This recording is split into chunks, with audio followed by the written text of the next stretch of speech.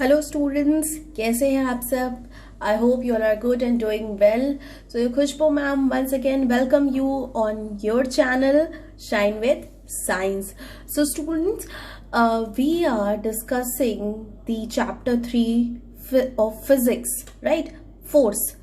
Chapter 3 force of physics, class 6 ICSE board, in which we have already completed the definition of force, the effects of force, the friction, the friction types of friction and the advantages of friction, right?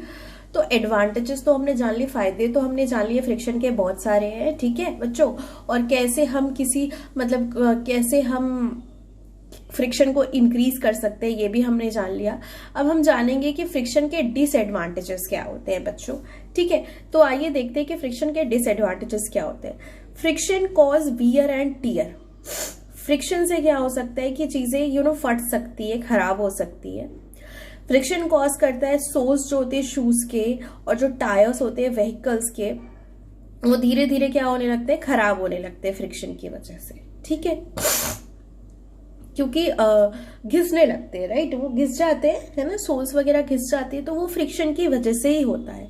Moving parts कोई भी machine का जब रब होता है एक दूसरे के अगेंस्ट, तो वो फ्रिक्शन की वजह से क्या होता है कि वो धीरे धीरे खराब होने लगता है, राइट? कोई भी चीज आपस में बहुत ज्यादा रगड़ खाएगी बहुत लंबे समय तक, तो क्या होता है कि वो खराब होने लगती है, राइट स्टूडेंट्स? तो they have to be lubricated, उसमें ऑयलिंग वगैरह करनी पड़ती है, मतलब सरफेस को स्मूथ बनाना पड़ता है ताकि फ्रिक्शन कम क्रिएट हो और जो है कि मशीन खराब ना हो. फ्रिक्शन प्रोड्यूस करता है अनडिजायर्ड अमाउंट ऑफ हीट. कई बार क्या करता है बच्चों, फ्रिक्शन से डिजायर्ड अमाउंट ऑफ हीट तो प्रोड्यूस होता ही था बच्चों, ये एक एडवांटेज है. लेकिन कभी कभार फ्रिक्शन से अनडिजायर्ड अमाउंट ऑफ हीट भी प्रोड्यूस हो जाता है बच्चों.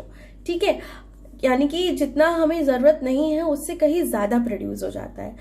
तो अनडिजायर्ड हीट जो प्रोड्यूस हो रहा है फ्रिक्शन से, वो डैमेज कॉज करता है टायर्स को और मशीन के पार्ट्स को. स्टूडेंट्स, कभी कभार क्या होता है जब हाई स्पीड पे होता है तो फ्रिक्शन प्रोड्यूस होता है बहुत ज्यादा. जब कार बहुत तेजी से सपोज व्हीकल चल रही होती है हाई स्पीड से, तो फ्रिक्शन बहुत ज्यादा प्रोड्यूस होता है जिससे हीट भी बहुत ज्यादा प्रोड्यूस होता है. ठीक है, friction produces so much heat. तो फ्रिक्शन की वजह से क्या होता है बच्चों, बहुत ही ज्यादा हीट प्रोड्यूस होता है और इससे कई बार क्या होते हैं कि रोड पे ही टायर जो है फट जाते हैं, बर्स्ट कर जाते हैं. ठीक है, इस तरीके से क्या है बच्चों, क्या पता चलता है कि फ्रिक्शन एक नेसेसरी ईवल भी है. ठीक है, फ्रिक्शन ईवल भी है, इसके डिसएडवांटेजेस भी है. ठीक है, next is when a mixer grinder is operated for a few minutes. जब कुछ मिनटों के लिए मिक्सर ग्राइंडर चलाया जाता है तो उसके ब्लेड्स जो है गर्म हो जाते हैं. कैसे? फ्रिक्शन की वजह से. जो मूविंग पार्ट्स हैं मशीन के, उसके फ्रिक्शन की वजह से जो ब्लेड्स है वो गर्म हो जाते हैं. अगर उनको ठंडा होने नहीं दिया जाएगा, यानी कि लंबे समय तक एक लगातार अगर आप मिक्सर चलाते रहेंगे तो बहुत ज्यादा अमाउंट में हीट प्रोड्यूस हो जाएगा फ्रिक्शन से और उससे मशीन के पार्ट्स जो है, आपका मिक्सर जो है वो खराब हो जाएगा. ठीक है, friction slows down the objects when it is not desired. Friction से कई बार क्या होता है कि ऑब्जेक्ट का जो मोशन है, स्पीड है जो, वो स्लो हो जाता है. जब मतलब हमें नहीं करना होता है स्लो, लेकिन फिर भी कई बार फ्रिक्शन से क्या होता है कि स्लो हो जाता है स्पीड. एक मडी रोड पे क्या होता है, फ्रिक्शन बहुत ज्यादा हाई होता है, जिससे कि स्पीड जो होती है व्हीकल की वो कम हो जाती है, राइट? तो हम कैसे फ्रिक्शन को घटा सकते हैं, फ्रिक्शन को डिक्रीज कैसे कर सकते हैं, फ्रिक्शन को इंक्रीज कर सकते हैं हम सरफेस को रफ बना के, राइट? फ्रिक्शन रफ कैसे बनाएंगे? या तो ग्रूव्स और ट्रेड्स बना के, या तो कोई ऑयल या लुब्रिकेंट अप्लाई करके. सॉरी, ऑयल लुब्रिकेंट नहीं बच्चों, ये तो डिक्रीज करने के लिए. हाँ, हम कोई कोर्स सब्सटेंस यानी कोई मोटी खुरदुरी सब्सटेंस बना के सरफेस को रफ कर सकते हैं. ठीक है, रफ बना सकते हैं जिससे कि फ्रिक्शन इंक्रीज हो जाएगा. अब फ्रिक्शन घटा कैसे सकते हैं बच्चों? फ्रिक्शन को हम घटा सकते हैं सरफेस को इवन या स्मूथ बना के. ठीक है, एकदम समतल या स्मूथ बना के हम जो है कि फ्रिक्शन को घटा सकते हैं. जैसे पॉलिशिंग कर दे या स्मूथनिंग कर दे रबिंग सरफेस की, तो उससे क्या होगा, सरफेस स्मूथ हो जाएगा. स्केटिंग रिंग फ्लोर जो होता है उसको स्मूथ किया जाता है, उसको स्मूथ बनाया जाता है जिससे कि फ्रिक्शन कम हो, जिससे कि स्केटर्स जो है स्केट कर सके स्मूथली कम एफर्ट के. ठीक है बच्चों। नाइफ्स जो होती है और सीजर्स जो होती है उनके एजेस जो होते हैं स्मूथ होते हैं, जिससे कि क्या हो, फ्रिक्शन कम हो, ठीक है, और रिड्यूस फ्रिक्शन की वजह से जो कटिंग है, चॉपिंग है, वो इजिली हो जाए। नेक्स्ट इज अप्लाइंग ऑयल और लुब्रिकेंट। कॉन्टैक्ट सर्फेसेस पे हम ऑयल या लुब्रिकेंट लगा के भी सरफेस को जो है कि स्मूथ बना सकते हैं, फ्रिक्शन को रिड्यूस कर सकते हैं। लुब्रिकेंट क्या करता है, एक थिन लेयर बना लेता है दो रबिंग सरफेस के बीच में, जिससे कि इरेगुलरिटीज की जो होती है वो स्मूथनिंग हो जाती है। इससे क्या होता है, दोनों सरफेस जो है एक दूसरे के ऊपर आसानी से स्लाइड कर पाते हैं, ठीक है। कई बार क्या होता है कि आप देखते होंगे कि दरवाजे, कुंडियां वगैरह जो होती है वो जाम हो जाती है, आसानी से मूव नहीं करती है, ठीक है। सरफेस ज्यादा रफ हो जाता है तो फ्रिक्शन क्रिएट होता है, उस वजह से सही से बंद नहीं हो पाती हैं कुंडियां और दरवाजे की, ठीक है।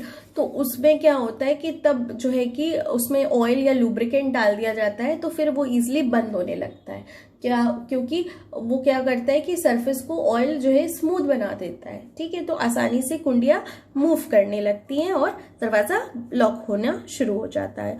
Oil is applied to the door hinges moving parts of the machinery to reduce friction. जैसे कि अभी मैंने बताया, ठीक है, जो हाइंजेस होती है यानी कि जिसपे दरवाजे और खिड़कियों के दरवाजे लटके होते हैं उनको हाइंज कहते हैं ना, तो उसपे ऑयल वगैरह लगाते हैं ताकि आसानी से खुले बंद हो, ठीक है।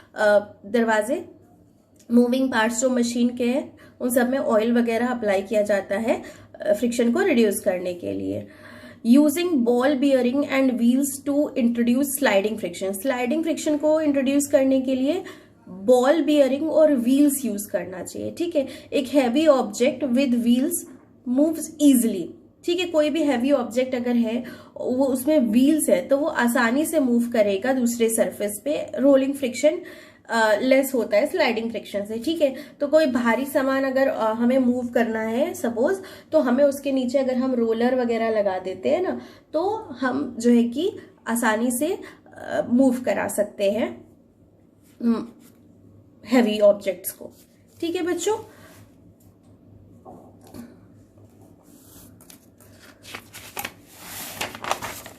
तो ये चैप्टर हमारा फिनिश हो गया स्टूडेंट्स।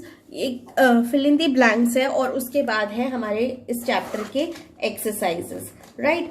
तो देखते हैं, ठीक है, ये हम कर लेते हैं ये फिल इन दी ब्लैंक्स, और नेक्स्ट वीडियो में हम करेंगे इस चैप्टर के एक्सरसाइजेस, ठीक है। Force that acts opposite to force applied between two surfaces is called, क्या कहते हैं बच्चों, उसको फ्रिक्शन कहते हैं, फ्रिक्शन, ठीक। Rough surface have dash friction than smooth surface. Rough surface have more friction than smooth surfaces. When two objects start sliding over one another, then interlocking is not. When two objects start sliding over one another, then interlocking is not. क्या होगा बच्चों? Is not very strong. Is not very strong. बहुत ज्यादा strong नहीं होता है। Static friction में strong होता है, यहाँ पे स्लाइडिंग हो रही है। Static friction is dash than rolling friction, is more than rolling friction. Polishing और lubricating a surface decrease friction, friction को घटा देता है बच्चों, ठीक है। तो ये था फोर्स क्या है। फोर्स इज अ पुश और pull acting on an object. Effects of force की बात करें तो can change the state of motion and can change the size और shape of an object. Force of friction की बात करें तो ये opposing force between two surfaces, 3 types के होते हैं बच्चों, static, sliding and rolling. Static की बात करें तो friction when object is at rest, ये sliding friction when object is sliding, and rolling friction when object is rolling, right.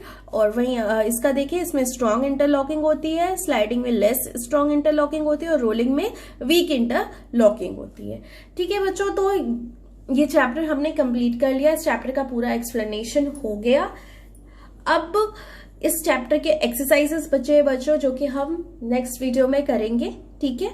और अगर आप नए हैं मेरे चैनल पे तो मेरे चैनल को सब्सक्राइब करें और बेल आइकन को जरूर से प्रेस करें, ठीक है स्टूडेंट्स। और आप मेरे चैनल पे बने रहे ताकि आपको साइंस के अच्छे कॉन्सेप्ट्स, अच्छे एक्सप्लेनेशंस मिल सके। और स्टूडेंट्स, अगर आपको कोई डाउट है इस चैप्टर में तो आप कमेंट सेक्शन में कमेंट करके पूछ सकते हैं, अपने डाउट को क्लियर कर सकते हैं। मेरे वीडियो को लाइक करें और शेयर करें। आगे के एक्सप्लेनेशन के लिए, आगे के इस चैप्टर के एक्सरसाइज के लिए आप स्टे ट्यून्ड रहिए मेरे चैनल के साथ। Till then, see you, have a good day, bye bye.